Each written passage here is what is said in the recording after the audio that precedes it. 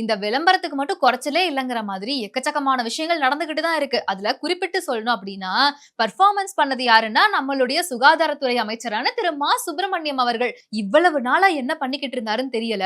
திடீர்னு பார்த்தா ஒரு அரசு மருத்துவமனைக்கு போய் அங்க இருக்கிறவங்கள்ட்ட எல்லாம் விசாரணை நடத்திட்டு, ஒருத்தவங்கள்ட்ட கால் பண்ணியும் பேசியிருக்காங்க. நீங்க கண்ணமங்கலம் ஹாஸ்பிடலுக்கு வந்திருக்கீங்களா? மாத்திரை எல்லாம் குடுத்தாங்களே, அந்த மாத்திரை எல்லாம் கரெக்ட்டா இருக்கா? அப்படிங்கிற மாதிரி. ஹலோ, வணக்கம்மா. நான் சுகாதாரத்துறை அமைச்சர் மா. சுப்பிரமணியன் பேசுறேம்மா. நீங்க எங்க ஆகஸ்ட் மாசம் கண்ணமங்கலம் ஆஸ்பத்திரிக்கு வந்து நெஞ்சு வலிக்காக மாத்திரை வாங்கினீங்களாம்மா? அந்த மாத்திரை எடுத்தீங்களா? இங்க ஒரு 14 மாத்திரை கொடுத்துருப்பாங்க, அது சாப்பிட்டீங்களா? இப்ப நல்லா இருக்கீங்களம்மா?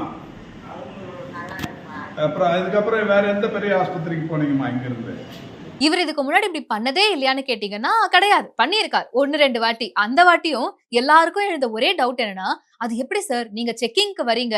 கூடவே பிரஸும் மீடியாவும் உங்க கூடவே வருவாங்களா? அப்புறம் எப்படி அது செக்கிங் ஆகும்?